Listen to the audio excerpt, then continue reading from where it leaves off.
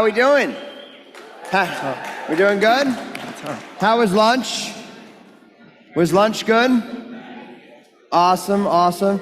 Well, I want to give a quick shout out to our sponsors that have made this possible and lunch possible. So first of all, for those of you that went over to Oakland University, our breakout sponsor, they are amazing. They have a team of about 12 people that came in and set up and opened up their entire facility to offer that up to us to be able to include more capacity for in-person seating and for breakout. So can we give the team over at Oakland University a round of applause?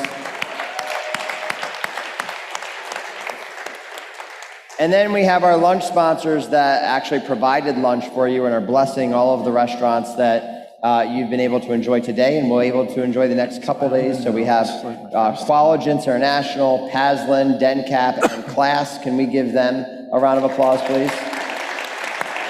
Thank you. We'll be recognizing some more sponsors throughout the rest of the few days, but now that you got to enjoy lunch, I wanted to make sure that we got recognition for those guys. We could not pull this off without you.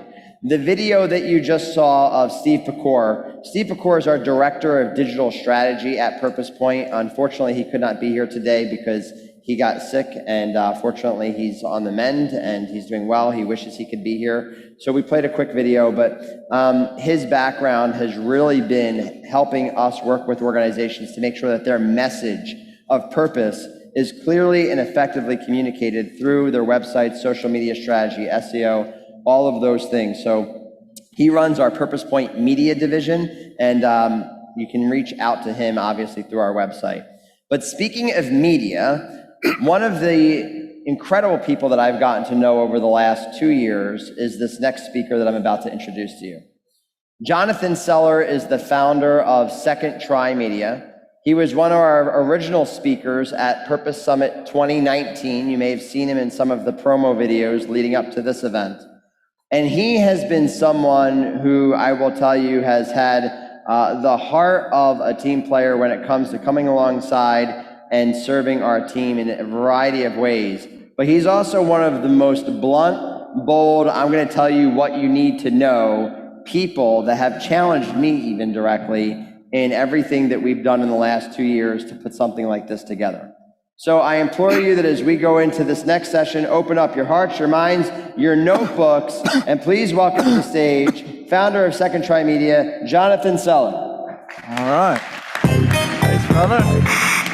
Appreciate May I have your attention, please? I like that. May I have your attention, please? Does anybody know that song? Bunch of Sinners. Just saying, what's up? It's good to be with you, everybody. My name is Jonathan. Thank you, Davin, for having me at Purpose Summit.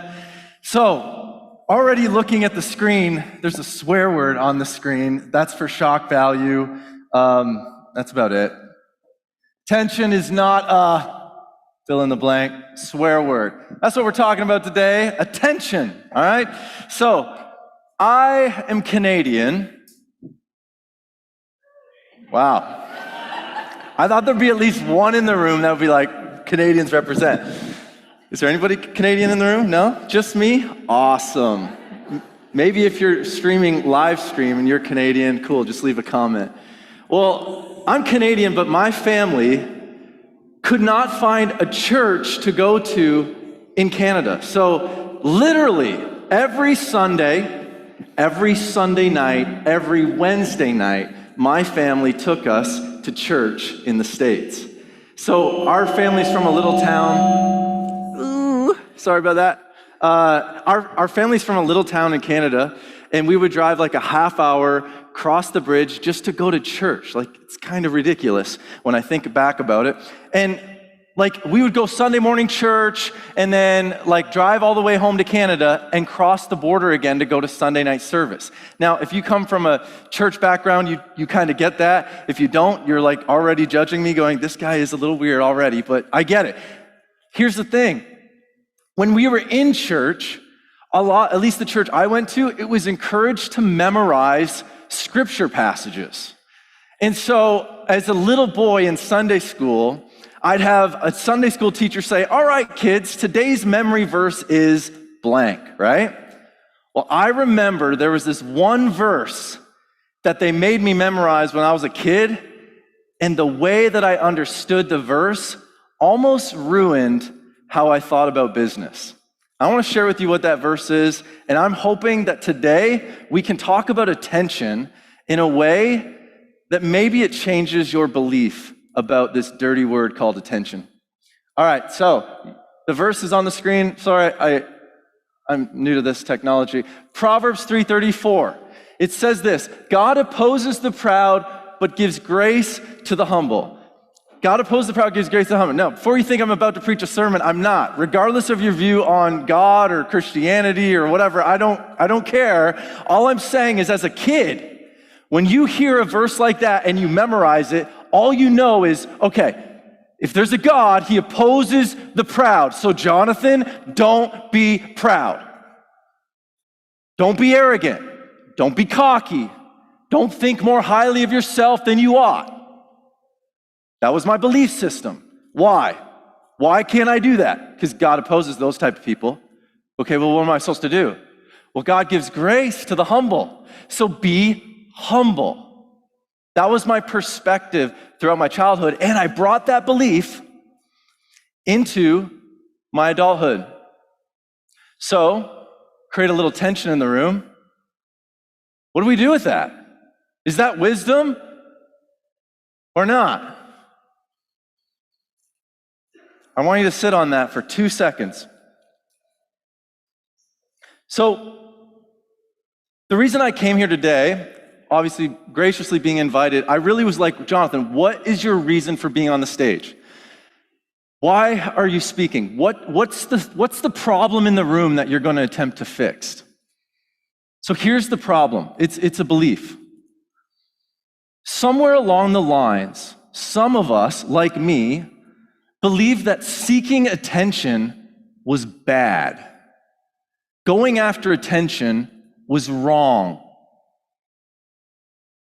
Maybe you've heard that. Maybe you're thinking, yeah, that's still my belief system. All right. Well, you don't have to agree with me, but I just want to press into that and challenge you. Because unfortunately for me and many who have grown up hearing phrases and verses like that taught over and over again, we've interpreted the verse to mean something I don't think it means. And what it's done is it's created a life of small ambition, restrained dreams, paralyzing ourselves in false humility. I don't think humility is something to pursue. What? Like Davin right now is like, we cannot have him back next year. This man is crazy. Hear me out. I don't think humility is something you should pursue. I think you should pursue your calling. I think you should pursue it starts with a P, help me out. Yeah, maybe pursue that. But pursuing some idea of humility is impossible. So, humility to me is a natural byproduct of just a good perspective of your life. I've never met a humble person who is in pursuit of their own humility. The humble people I know are humble because their purpose is greater than themselves. So in a nutshell, there's really two camps of thought. Here's they are. Camp one, getting attention on yourself is a bad thing. So there's a bunch of people in the room right now that have that same belief that I had for so many years. Jonathan, do not be that guy. Don't pursue attention on yourself. It's bad. It's immature. Grow up. There's that belief system right now in the room. Then, I would believe the minority of us are in camp two, that believe getting attention on yourself is not bad. It is, in fact, your responsibility. So that's what we're going to talk about today. How do I, Jonathan Seller, in 45 minutes move the room from camp one to camp two? That's the goal. And the reason I'm doing this is because I honestly believe if you adapt this mindset, this belief, it'll change so much about your actions, your behavior, in your personal life, in your business life, and it honestly will lead to a greater life of impact, purpose, and influence. I really believe that. So for me, I've been running a digital marketing company for over 5 years, and I've sold millions of dollars of products online. getting people's attention and converting that attention and making money in the process and doing some fun stuff along the way. And so I would, for the last few years, when you have success like that, people want to know, okay, teach me your stuff, like tell me what you're doing. And so I went around and I gave talks in 2019, didn't do a lot 2020 speaking front, about becoming irresistible online. And you know what?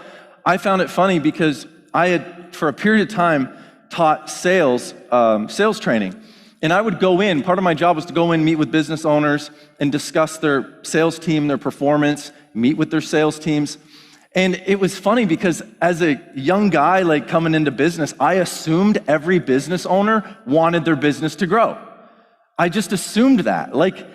But that isn't true, is it? Not everybody wants to grow their business. Some people just are really content.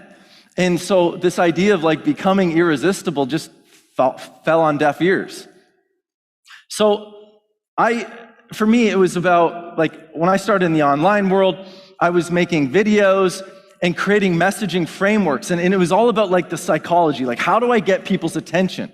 Because chances are the world that you're in, you're up against competition. I mean, does anybody in the room in your business not have any competition? It's you sell one thing and only that thing. Yeah, it looks like everybody has competition. So the question is how do I stand out? How do I get the attention? Because everything begins with attention. Everything begins with attention. Attention is not a swear word. We need to talk about it.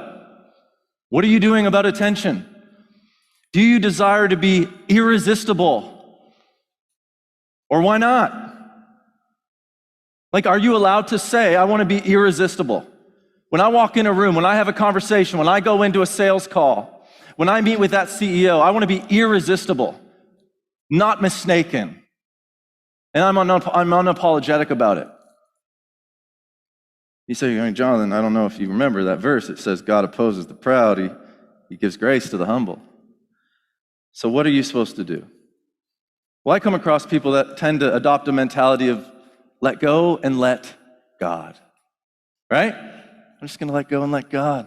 He's going to grow my business for me. And I always look at that guy, I'm like, when you're hungry at lunchtime and you're like, I really want a sandwich, what do you do? What do you do? You just go up and get a sandwich, right? That's what you do. But yet for some reason, we do this. I've done this too. You pad yourself with the idea of well, maybe it's just not God's will. But really, I lived in that world, so I'm not yelling at you, I'm yelling at me. And I want to challenge you on that because chances are there's some opportunities in life that you used that excuse, and that's the reason why you haven't gotten to where you're going. It's a belief system. I just want to change the belief. Let's get you out of camp 1 and move you into camp 2. So what is your perspective on getting attention? Is it dirty? Is it a swear word? Or do you see it as a responsibility? I don't know about you, but I tend to begin my day, bad habit, on social media, and maybe you do too. And do you ever find people you follow online and it seems like they're all about getting attention and you just look at them and you're just like, scroll on, brother, scroll on, right? You're just like, oh my goodness, this person has never missed the opportunity for a selfie. They love themselves, right? And you just kind of scroll through. Anybody, is it just me judging everyone online? Awesome, okay. Yeah, and I'm like, if I talk at Purpose Point and they think that's what I mean, then I haven't done a good job of clarifying what I'm talking about.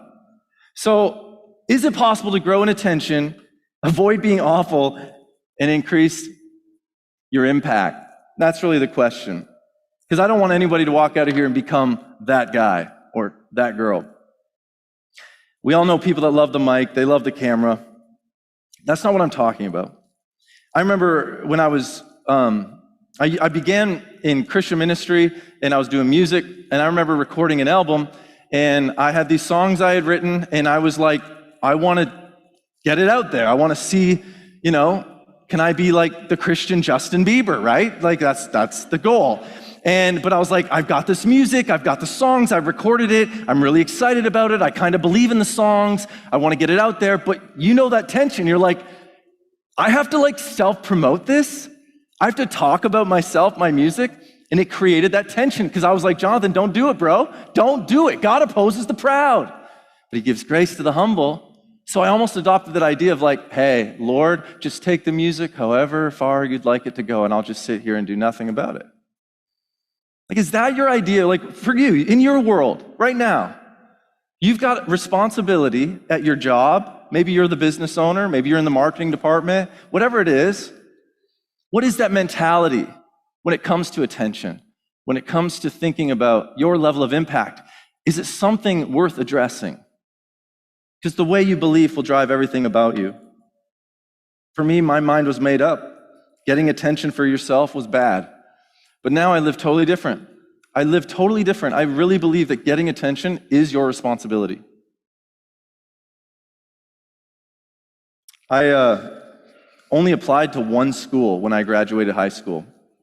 And I wanted to go to this school in Chicago, paid your tuition, and all my friends heard me talk about this school so much, they were like, hey, I'm just gonna apply for kicks and giggles. If I get accepted, great. Tuition free, live in Chicago, beautiful thing. Well, sure enough, we all apply at the same time. Everybody gets their letters of approval except me. I'm the only dude that gets the rejection letter, so I'm ticked, right? Because I'm like, Lord, God opposes the proud, but gives grace. I was like, come on, we've played that game. Like, why aren't you blessing me, bro? Come on, let's go. It didn't work that way. Then my friend said something to me. He's like, hey, Jonathan, have you ever thought about going down and just talking to them? And I was like, you're such an idiot, bro. You can't talk to people. They made their decision. What am I going to do? He's like, you have nothing to lose. So I said, all right. So we got in a car. We drove 7 hours from Canada to Chicago. And I didn't have a speech prepared. I didn't know what I was going to do. I just knew that I had a letter and a lady's name that signed the letter. And her name was Annette Moy. And I went into the admissions office and I was like, hey, can I speak with Annette Moy? They're like, sure, do you have an appointment? I'm like, I'm a kid. I didn't know you're supposed to call for appointments. Like, no, I don't have an appointment. And so they're like, well, let me see if she's around, unenthusiastic. Who's this guy? She comes out. I'm like, hi, my name is Jonathan Seller. Like, this is the 7-hour speech that I had prepared. Hi, Jonathan Seller. I wanted to put a face with the name on this rejection letter. Wait for it, She goes, oh, well, thank you so much for coming, but unfortunately, that's our final decision. But thank you so much for coming. Have a great day. And then she bowed out. So I gave her the bird. No, just kidding. Devin was the one that said I was blunt. I mean, come on, I'm not going to give people a bird, but I was ticked, really ticked. I had to drive home in misery. And I told my friend, I was like, this is why you don't do stuff like this. Sometimes you just got to trust God's will. Well, 2 weeks later, I get another letter from the school in my mailbox saying, Jonathan Seller, we want to invite you to become a student at our university. And I'm like, what? This is messing with my belief system. So I'm like, had I not gone to Chicago, I 100% wouldn't have went to the school of my dreams. So I'm wrestling with what about this mentality of just be a humble person and watch what God does in your life. For me, you might not believe in God, so I don't know what that system is, but for me, deal with it. That's what my mentality was. And so I'm like, wait, but maybe I should stop blaming God for all the things that don't happen in my life, because sometimes, Jonathan, the way to get ahead in life is to go after what you want. You just got to go get it. Now, it doesn't work out all the time like that. We know that. Life isn't like that. But you should exhaust your resources to go get the things that you believe is part of your calling. So attention isn't a swear word. It was my responsibility. Attention requires action. It takes massive courage to go after the things you really want in life. Think about that. The friends in your life that have kind of plateaued and they lack courage. They got beat up so much, they just said, I'm good right here. If you're not convinced yet, so think about world changers. There's definitely one guy who has he's got the largest social following in the world, all right? The guy lived 2,000 years ago, his name is Jesus Christ, all right? I know, I feel like I'm giving a sermon. I keep using God and Jesus. Sorry, all right? Relax. But think about what he did. So he gets this clear vision of like what he wants to accomplish, right? He's super passionate about it. He waits for the right time. Scholars say he was about 30 years old, so it wasn't like he just had passion. He had studied, he knew his stuff, and then it was time to go. But instead of being a lone ranger, he knows that he's going to need a team around him. So, as the gospel writers all record, when Jesus decides to like go after what he wants, to get the attention on the mission that he wants to accomplish, what's the first thing he does? He goes out and calls his buddies, disciples, to follow him. He literally goes up to guys and says, hey, come, follow me. None of us are accusing Jesus of being cocky, being arrogant, being full of himself. No, because his mission was greater than himself, but that didn't stop him from owning the responsibility of getting the attention that he deserved. So you have to wrestle with that. All I am trying to do is poke the bear a little bit and get you to figure out, why is it you're not seeking attention on the thing that you're so passionate about? So here's like a little base camp training test for all my attention seekers. Even the thought attention seeker. My whole life, Jonathan, don't be an attention seeker. Children should be seen and not, yeah. It messes with you, right? But I truly believe if you're in the business world, you have something you're passionate about, something you truly believe in, like, man, I have a solution that fixes a problem, then I believe you should unapologetically go after attention. So these 4 questions are for you. I ask them for myself all the time because my childhood belief system creeps in, and I have to remind the child version of me, hey, that's not a proper belief. That's immature. So I say, Jonathan, do you unapologetically want attention? I ask that. Do you unapologetically want attention? If you have a purpose that far extends the self-benefits, then you have to tell the world. No one else will. The second question is, why? Right? Everybody knows Simon Sinek's why. The why is everything. The why is the difference between you becoming that guy. We can tell. If it's all about you, we can tell. Why? Why do you want attention? I remember I was a young pastor at a church. I forgot, I'm in Metro Detroit. You might know it. Woodside Bible Church in Troy, Michigan. I was the music guy there. Well, I was new on staff, and I thought it would be an awesome idea, but I just wanted to check with the pastor real quick if I was allowed to wear a hat while I led the Sunday morning worship service. Now, for some of you that are outside of church world, like, you're thinking, what's the big deal? The answer is nothing's a big deal. But there's some people in the older generation that would look at that and be like, wow, so disrespectful that guy wore his hat in the sanctuary, right? And I respect everybody. Everybody's entitled to their opinion. So I'm like, I'm just going to double check with the pastor. So I go in and I'm all like humble. Hey, I just had this idea, Pastor Doug. I wondered, is it cool if like I just wear a hat on Sunday? And this is like such a good leadership move. Like all the coaches in the room, all the business coaches and stuff, you'll love the story because instead of answering my question, can I wear a hat on Sunday? He tells me like a story and he helps me self-discover the answer, which is always like the best move, right? He goes, Jonathan. So I ask a question, he answers it with a question. Such classic sales move, right? So he goes, Jonathan, do you think there'll be anyone in the room that has a hard time with the music minister wearing a hat? I was like, well, yes, but we both know, like, those people are Karens, Sorry, Karen, I get it. I had to. And he's like, okay. He says, do those people matter to you?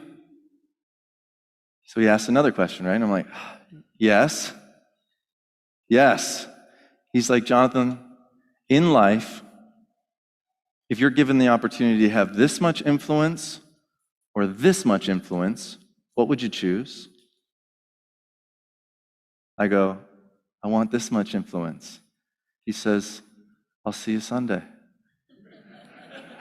I'm like, that was the most epic drop the mic moment conversation I've ever had. I walked out like, I'm an idiot. I'm a young idiot, you know. Isn't that awesome? Why do you want attention? Is it all about you? Third question, what is your plan to increase your attention? So maybe you have buy-in now. What are you going to do about it? What's the plan? Dr. Phil would say to not have a plan is to have a plan, right? So we got to stop thinking about the plan as the pitch. So the difference between why I was selling millions of dollars of mattresses and I became like, I started a YouTube channel called The Mattress Guy. I was making multiple six figures in my mailbox, just making videos on mattresses. And I look back and I was like, why did my videos get the retention? Because you know YouTube, all YouTube loves is high retention views. If you give YouTube people that stay on their platform longer, they're gonna reward you. So they're gonna serve you that video when you type in mattress reviews or whatever, your videos are gonna slide to the top. That's what was happening. And I was like, why are people leaning into my videos more than the other people? You know why? Every other video in the category, people began their videos talking about the mattress. They talked about the features and benefits of the product that they were selling. You know what I began to talk about? The pain of finding a mattress. It's so hard to know what to pick. Some of us sleep on our sides, some of us sleep on our backs, some of us have another person sleeping in the bed with us. How do you know what to pick? You can't test it. How do these people expect us to buy a mattress online? So what's happening right now in that first 10 seconds of that video is the prospect, the person that's leaning into that video is going, this person gets me. And so when I ask a stupid, silly question like, what is your strategy? What is your plan for increased attention? That's how specific I'm getting. What are your messaging frameworks?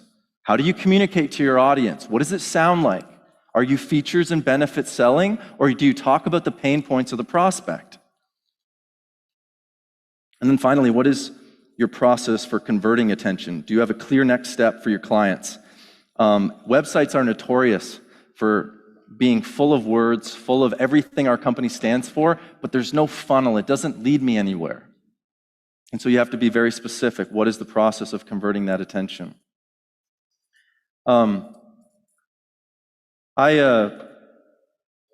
I think over the years of doing marketing for different companies, I thought about today and I was like, man, I think here's my approach for today.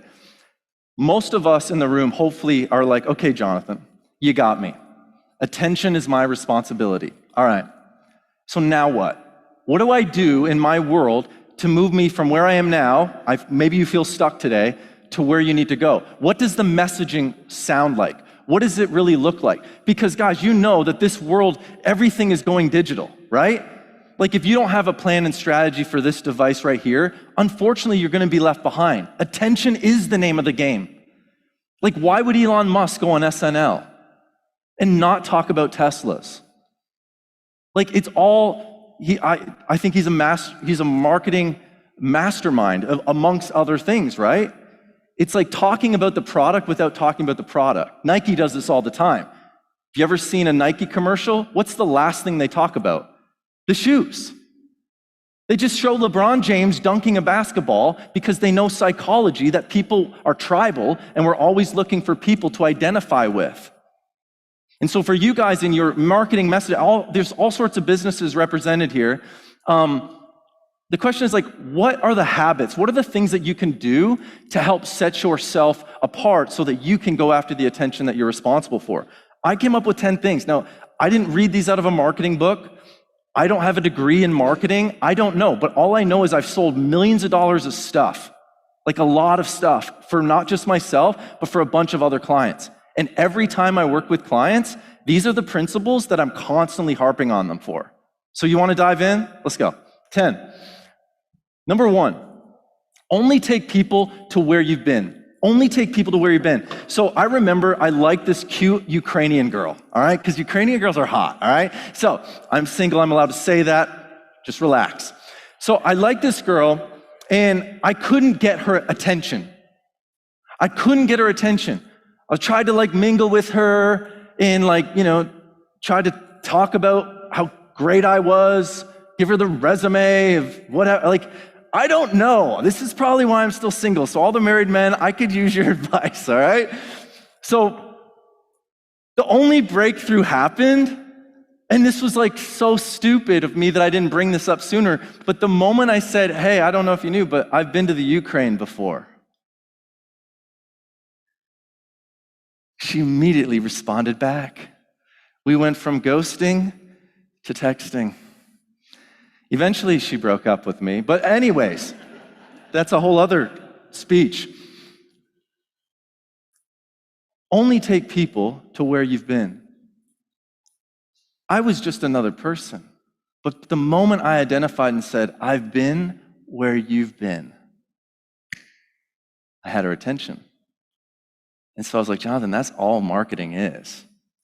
That's it. That's how you begin the conversation. Be where your prospect. Because do you ever have people that try to sell you stuff that they've never been? It'd be like me giving you marriage advice, all right? Guys, today we're going to talk 3 steps to having a healthy marriage. Now, I haven't been married, but I've read a lot of books, and I have a master's degree in the subject. We're going to talk about it. Right now, you'd be rolling your eyes, being like, oh my gosh, this guy's so dumb, right? Because he's never been where you've been in an experiential way. So I see this all the time in companies.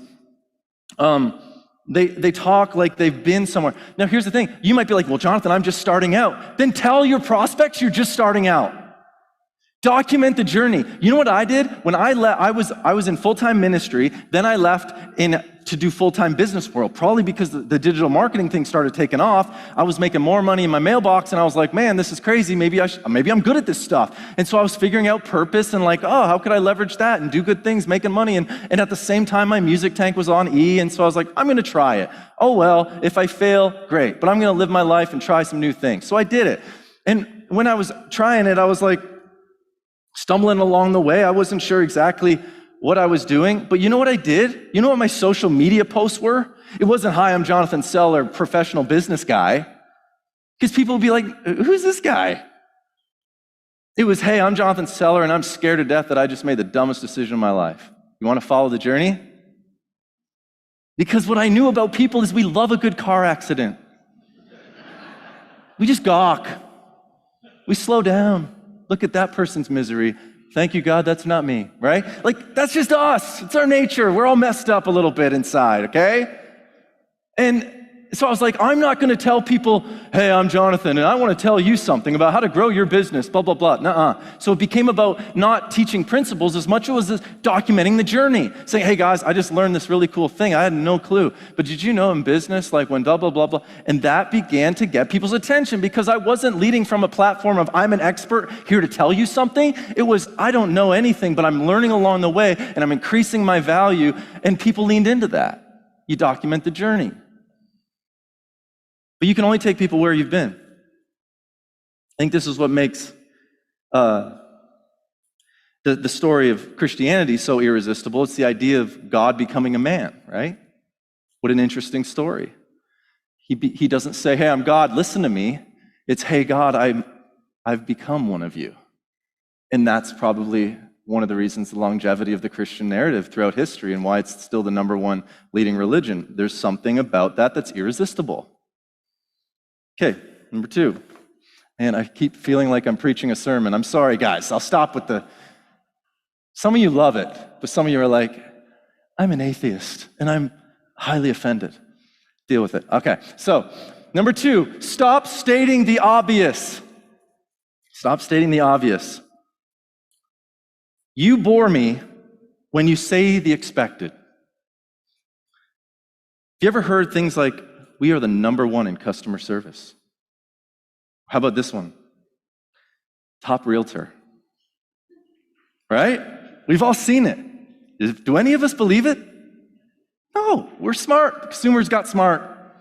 Stop. You don't have to say the same stuff over and over. So I'm with clients, and I'm always telling them, like, the verbiage is off. Words matter. You sound like everybody else. How can we say what you're saying without saying those specific words? If I go to your website right now, am I going to find any cliche statements that are on everybody else's website? Why are you doing that? You don't have to do that. So stop stating the obvious. I bless her heart, I just sold my house. I'm closing on it tomorrow. I'm actually closing on it in the Purpose Point offices. And Davin, I don't know if you knew that, but if I need to pay rent for that, I will. But anyways, one of the things we worked out is I would do some digital marketing coaching with her. And one of the things she was doing is, she's active on Instagram, and that's great. You got to be active on Instagram. You got to be consistent in your posts. Yeah, but if you're consistently awful, like, just stop, all right? Like, it's not helping you. And so, bless her heart, she was just doing what she was taught. But every post was like, hey guys, I just want to let you guys know, like, I'm doing really well in real estate, and like, I just sold another house, and like, it's just so cool. Like, I actually was voted #1 realtor, and and it was about her. Her. How great am I? How great am I? Here's my resume. Pick me, pick me, pick me. Right?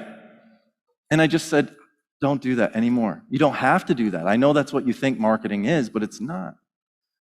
Instead of talking about how great you are, talk about how great your prospects are. Talk about the pain points that they're experiencing. So instead of, hey, I just sold another house, it's not, I sold another house. It's, hey, I just helped another client overcome their frustration with trying to find the right house for their family. And here's what we did along the way, because I've been documenting the journey. So I've got this family, like, if I was in that game, anybody in the real estate game in this place? Any realtors? No? Okay. Forget the illustration then, because it ain't gonna be helpful. So that's the second one. I know, I wanna be practical in your world. Stop stating the obvious. Number 3, don't be a one-trick pony. What do you mean by this? What do you mean by this, Jonathan? Help me out. So if I were you, and you're trying to build your platform and you get attention online, if you sell like life insurance and every post is life insurance, done. Scroll, because you're a one-trick pony. I got you figured out. So you have to create buckets of content. Maybe Monday is all about the thing that you do. Maybe Wednesday is about something you're learning. A story that happened in your life, a family. It doesn't always need to be about the business, because if it becomes every post is about the business, you will become resistible. And the goal is to become irresistible. And if you become a one-trick pony, you're not becoming irresistible. So stop doing that. Create buckets of content. Like the other day, like, I bought an air fryer. Anybody own an air fryer? Do we have the air fryer gang in the house? If you don't own an air fryer, you don't even know. You just don't know. The air fryer, last night I cooked a steak and I had French fries. Now right now, how many people have had oven-baked French fries? They're awful. And right? Is anybody like, you know what I'm craving tonight, honey? Let's make some oven-baked French fries. Oh my gosh, those are so delicious. Why are oven-baked French fries so bad? Because they're soggy, and a French fry is supposed to be crispy on the and tender on the, like me. It's not even in the notes, guys. That's just like a gift right there. Just kidding, I'm ridiculous. Anyways, okay, so back to air fryers. So I started thinking, I'm experiencing the air fryer and learning about it, and it's amazing, it's changed your life, and you put, and now I'm eating Brussels sprouts, because they're crispy on the outside, tender on the inside, it's awesome. And I'm documenting the journey. And some of the people, my peers that are older, so especially the older ones, are looking at me going, Jonathan, what a moron. What an idiot. This guy's off-brand, off-topic. He doesn't know what he's doing. And I'm looking at my views, stats, and I'm going, why is it the air fryer stuff does way better than when I talk about what I actually do? Right? And so instead of dismissing it and thinking I'm better than talking, I am a multimillionaire, I can talk about whatever, why are you doing that? Talk about the air fryer, because that's important. People that can identify, and then you don't become a one-trick pony, so they don't know. They're always on edge, like, what's he doing? And so I'm just saying, for your journey, believe it or not, there's a group of people that are really interested in not just what you do, but in who you are. And social media is an opportunity not just to talk about what we do, but to talk about who we are and the values we have and the things we find interesting. Post your curiosities, post your questions, lean into your audience, say, hey guys, I don't know about this. I'm looking for some help here. I'm thinking about this, but I could be wrong here. Man, people love a humble person that just leans out and says, I'm vulnerable right now. I don't know. What do you think? So you don't have to be a one-trick pony. The next one. Don't be someone you're not. When I was a kid, I wanted to be Jonathan Taylor Thomas. Does anybody remember him? Yeah. Tim Allen, Tim the Tool Man. He had 3 kids. Middle one was Jonathan Taylor Thomas, JTT for short. Every time my mom went to the grocery store, I'd say, hey, Mom, can I go to the magazine section? You know, and most boys are like looking at cars and maybe other stuff, I don't know. But I was looking at JTT, Bop magazine. Because everything I wanted to do, I just wanted to be like Jonathan Taylor Thomas. Well, I soon realized that I would never be Jonathan Taylor Thomas. I just was not that cool. And I would try to like talk like him, dress like him. I grew my hair out long like he had it. It was just a phase of my life. But then I was like, Jonathan, has that phase really gotten over, or are you still trying to do that as an adult? Are you still trying to imitate somebody that you look up to? Because here's what I truly believe. The way you are wired, your voice, your personality, is exactly what is needed to reach the people that only you can reach. That sounds like fluff, right? It sounds like, oh yeah, he's just trying to be nice. I really believe that. So the moment you give up trying to be someone else, it's the moment you're going to start walking in your lane of purpose. And you'll become fully alive. And people will lean in because they'll be like, that's the authentic version of them. So when I just said, I'm going to talk about an air fryer today because I'm excited about an air fryer, guess what? I started to get more attention because it was just being authentically me. So I'm not saying you got to post about your air fryers or whatever, but maybe you need to stop taking everything so serious. Maybe you need to think about becoming more well-rounded in your communication style. So don't be someone you're not. I tell business owners that. Like if you're a small business, we're going to talk like we're a small business, not like we're the next Fortune 500. I remember I did sales calls. I used to be like, hey, yeah, so we've worked with companies like AT&T and IBM, and we've worked with different sales teams. And I would use that. I would name drop at the beginning of a sales call because what I thought was happening was I was building credibility. I wasn't building credibility. I was turning people off. They were like, if he's working with the big shots, I'm just a little guy. He probably charges too much. So my friend, who was my mentor at the time, he called me out on it. He's like, why are you doing that? I was like, because I'm using these names to create credibility. He's like, you're doing the opposite. People don't care about you, and they don't care about what you've done. They care about, who do you think they care about, Jonathan? You said it. Who do they care about? Themselves. Talk about them. You'll always have an audience. You want attention? You don't have to talk about yourself. Just talk about your customer. Talk about your prospect. What is it that they really want? What is their frustration? What is their pain point? And then agitate it. And you'll become irresistible. Okay, let's keep going. Number 5, embrace vulnerability. Yeah, everybody knows Brené Brown is a rock star. And she talks about like the new courage is really just displaying your vulnerability. Whether that's on social media, wherever. The moment someone leans in, like our buddy who just spoke up here, Austin. Remember at the part of his speech when he's like, now I've been married for 3 years, so I mean, maybe some of the guys can help me in the room. Remember he said that? As a guy sitting in the room, did you lean in and go, oh, that's humble, that's cool? Yes, you did. Imagine him being like, I've been married 3 years, so I know a few things about marriage. And everyone that's been married over 3 years would have been like, oh yeah, what do you know, buckshot? Right? So embrace your vulnerability. This is where I'm at. All right, I got to keep going here. Number 6. These are just principles we're working with clients on. Number 6, talk about the pain before the product. We discussed that. Talk about the pain before the product. Stop taking yourself so serious. A little self-deprecating humor goes a long way. It helps your audience see themselves in you. If you're not relatable, you're not irresistible. Be at the wells. Man, I've met so many judgmental business people that think they know everything. And here's what I'm talking about. Like, The wells, what do I mean by the well? What do I mean by the well? The place where people gather, right? So in today's world, especially COVID world, we're not all gathering like this. Like, this is awesome. We all miss this. This is amazing, right? But typically we're gathering on our smartphone, on Facebook, Instagram, Snapchat, Clubhouse, LinkedIn. These are the modern wells. There's so much judgment around these platforms. The question is like, are any of your prospects there? If the answer is yes, then stop judging them. Don't tell me you want to grow your business and you don't have a plan. I remember I had a client, he's this super rich dude, and he worked in that Southfield Tower, you know, like the big, it was awesome. And like his office was cool, and I remember like telling him a story. I was like, bro, I was like, if there was a figurative like water cooler at your office, and I told you a bunch of prospects were literally standing around just shooting the breeze, talking about stuff, and what I picture is right now, you are in your cubicle, sitting there, and you're telling me, Jonathan, I'm working. I don't know what that's called, but that's not working.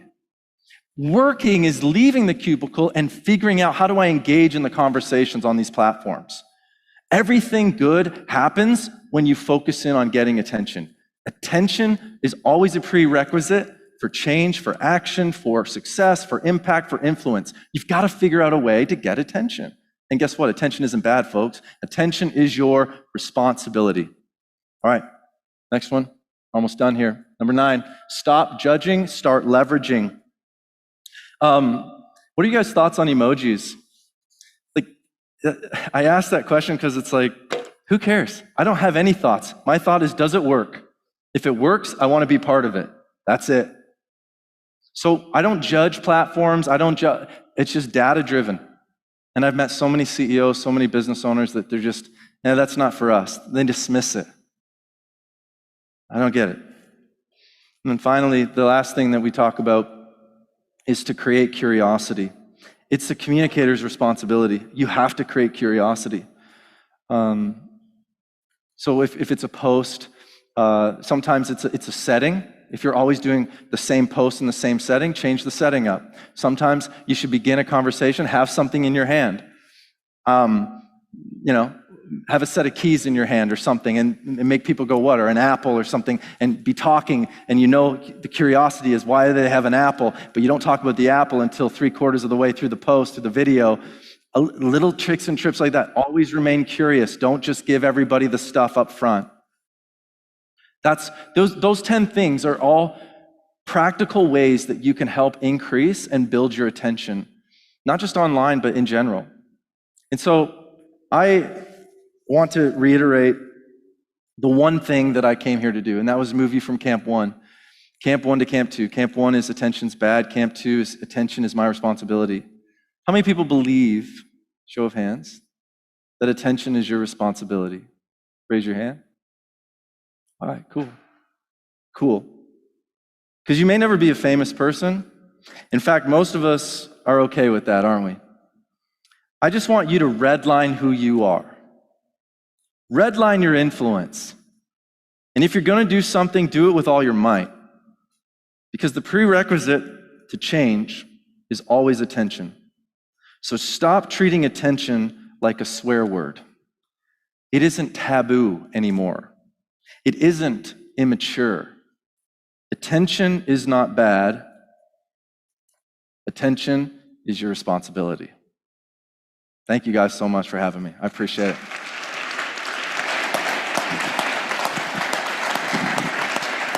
Thanks, brother.